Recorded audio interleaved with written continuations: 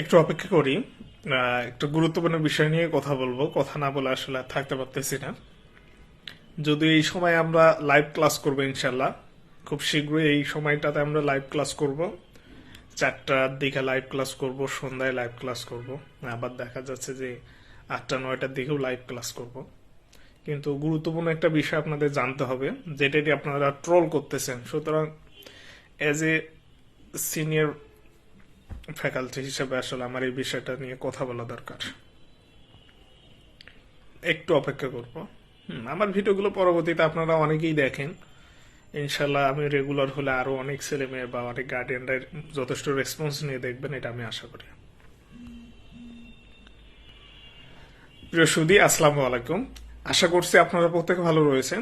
একটা গুরুত্বপূর্ণ বিষয়, যে বিষয়টা নিয়ে আসলে আমার কথা বলা উচিত বলে আমি মনে করি।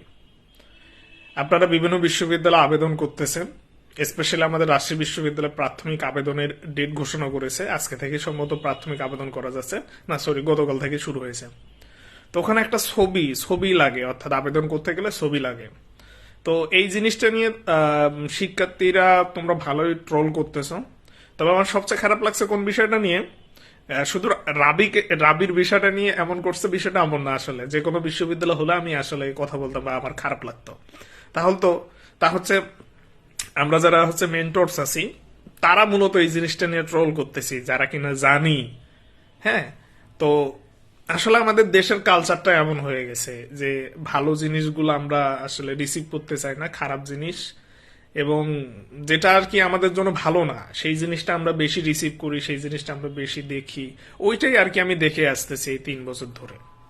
তো যাক, যে বিষয়টা আমি বলছিলাম, যে এই যে ছবির বিষয়টা, আসলে বিশ্ববিদ্যালয় কর্তৃপক্ষ ছবি নিয়ে যে দিক নির্দেশনাগুলো দিতেছে, সেটা আমার রাজশাহী বিশ্ববিদ্যালয় হোক, সেটা আমার ঢাকা বিশ্ববিদ্যালয় হোক, সেটা আমার গুচ্ছভুক্ত বিশ্ববিদ্যালয় হোক, জাহাঙ্গীরনগর হোক, চট্টগ্রাম বিশ্ববিদ্যালয়, যে কোনো বিশ্ববিদ্যালয় হোক না কেন, আপনার যে ছবিটা লাগে বা ছবিটা যে তারা চায়, সেটা আসলে ফর্মাল ছবি হওয়া ভালো। এখন ফর্মাল ছবি হওয়া কেন ভালো, আপনারা এখন দেখি চাকরির পরীক্ষাগুলোতেও দেখি সেলফি দিতেছেন, মানে সেলফি হলো আপনার হচ্ছে ছবিতে দিতেছেন। আবার অনেকে দেখতেছি যে বিভিন্ন ধরনের শার্ট গেঞ্জি পরেই মানে আনফর্মাল যেটাকে বলে সেই ধরনের ছবিগুলো আপনারা দিতেছেন।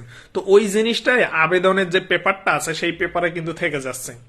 এজ এ রেজাল্ট আপনি যখন ভাইবা বোর্ডে যাচ্ছেন, চাকরি থেকে কিন্তু রিজেক্ট করে দেওয়া হচ্ছে, কারণ আপনার কমন সেন্স নাই। ঠিক আছে, সেম একইভাবে এই যে বিশ্ববিদ্যালয়গুলো আপনার আবেদন করার সময় ছবি চাচ্ছে এবং আপনারা ওই জিনিসটা নিয়ে ট্রল করতেছেন। আমার খারাপ লাগতেছে এই জায়গায়, আপনারা ছোট মানুষ, স্টুডেন্ট, যেহেতু একটা আধুনিক সমাজ ব্যবস্থাপনায় আপনারা বড় হয়েছেন, কিন্তু আসলে যেটা আধুনিক শিক্ষা শিক্ষিত হয় সেটা হননি। তো আমি আপনাদের দোষ দিতেছি না, কারণ দোষটা হচ্ছে আমাদের। তো এই জায়গায় আমার যেটা আসলে খারাপ লাগার বিষয়, তা হলো আমরা যারা পাবলিক ইউনিভার্সিটিতে পড়াশোনা করে বের হয়েছি অথবা স্টিল আছি, তোমাদের মেন্টরস হিসেবে আছি, বিভিন্ন পেজ চালাচ্ছি, তোমাদের সহযোগিতা করতেছি, তোমাদের ক্লাস নিতেছি। তো আমার কষ্টের জায়গায় এইটা, যে তারা জেনে বুঝে কেন এই জিনিসটা নিয়ে তোমাদের আরো মানে করতেছে, তোমাদের আরো উৎসাহিত করতেছে।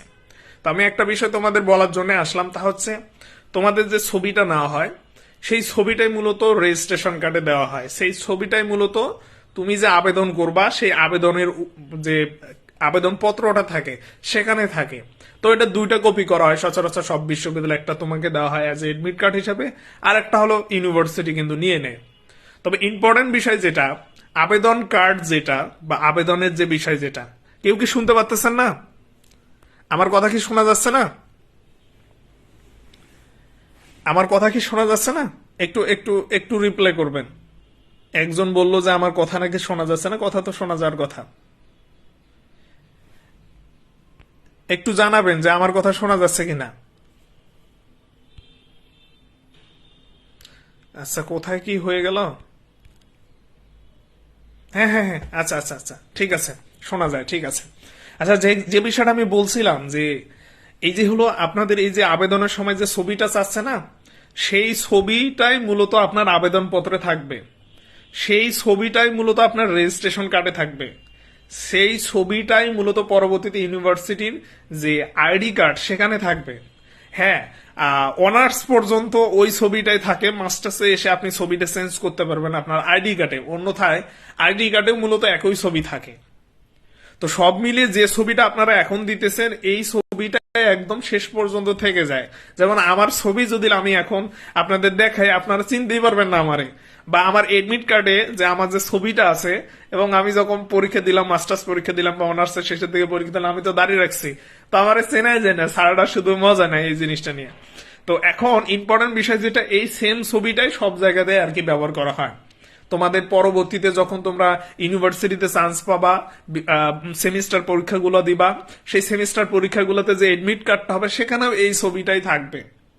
তো এই যে ছবি চেঞ্জ বা ছবি চেঞ্জের যে বিষয়টা, এইটা আসলে ছবি চেঞ্জ করে পরবর্তীতে জালিয়াতি বা পরবর্তীতে অসৎ উপায় তুমি একাডেমি লাইফেও গ্রহণ করবা কিনা, এই ধরনের প্রতিবন্ধকগুলো থেকেই বা এই ধরনের সমস্যাগুলো থেকে রেহাই পাওয়ার জন্য বিশ্ববিদ্যালয়গুলো কিন্তু একই ছবিটা মূলত ব্যবহার করে, রেজিস্ট্রেশন কার্ড থেকে শুরু করে এডমিট কার্ড যা আছে সব জায়গায়।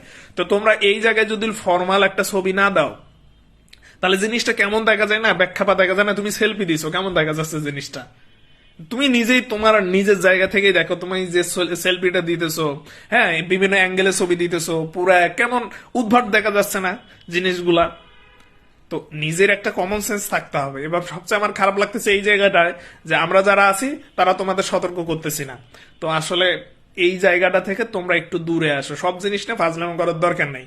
যারা সিনিয়র ফ্যাকাল্টি আছে, ফ্যাকাল্টি মেম্বার আছে, যারা আমাদের স্যাররা আছে, ইউনিভার্সিটিতে যারা আছে, তারা যে মানে এই জিনিসগুলো জানে না, বোঝে না, বিষয়টা এমন না। তারা যে হাম্মক এমনটা না, তারা অবশ্যই শিক্ষিত, তারা অবশ্যই জ্ঞানী, তারা যেহেতু একটা সিস্টেম অনেকদিন ধরে মানে পরিচালনা করে আসতেছে, তো স্বাভাবিকভাবে তারা যেটা দরকার আমাদের জন্য সেটাই করতেছে।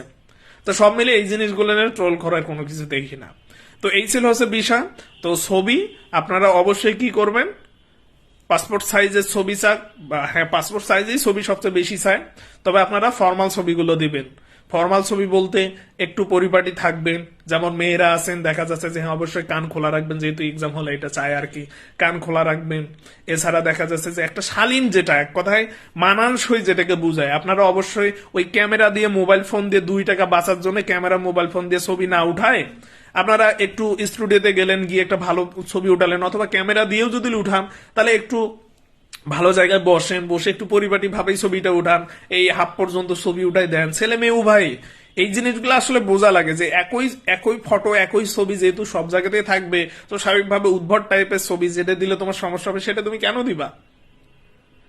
তো স্বাভাবিকভাবে আশা করছি আপনারা বুঝতে পারছেন। আমি জানি যে আমার কথাগুলো পরবর্তীতে অনেক ছেলে মেয়ে দেখবেন, তবে হ্যাঁ, পুরো বাংলাদেশে যতগুলো ছেলে মেয়ে আবেদন করবেন তারা তো দেখবেন না। এটাই শুধু আমার আফসোস যে 3 বছর ধরে আমি অনেক গুরুত্বপূর্ণ বিষয় ছেলে মেয়েদের জানিয়ে আসছি, ছেলেমেয়েরা আমার কথাগুলো আর কি শুনতে পারে না। এখন আমার গাফিলতি না তাদের গাফিলতি, বা তোমরা যারা দেখেছো 2-4 জন তাদের সহযোগিতা নেই, তাদের গাফিলতি, সেটা আল্লাহ পাকেই ভালো জানে।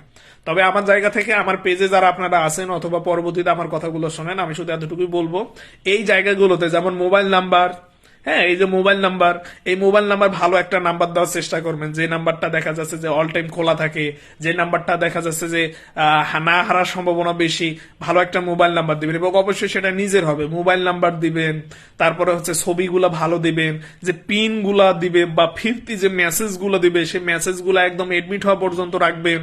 তো এই বিষয়গুলো আর কি নিজে থেকেই একটু কনসাস থাকা লাগে এই জিনিসগুলা। অন্যথায় দেখবেন যে ওই যে আমার আম্মু নাকি মেসেজ ডিলিট করছে, আমার আব্বু নাকি ডিলিট করছে, এটা করছে সেটা করছে, বিকল্প অনেক ব্যবস্থা আছে। অবশ্যই এই মেসেজ গুলো, পিন গুলো আপনাদের সংরক্ষণ করে রাখা উচিত, পরবর্তীতে এই জিনিসগুলো মূলত কাজে লাগে। তো এই ছিল হচ্ছে বিষয়। এবং আরো একটা মজার বিষয় আপনাদের আমি মানে মানে এই জিনিসটা যখন ফেস করবে তখন হাস্যকর এবং বিরক্তিকর মনে হবে।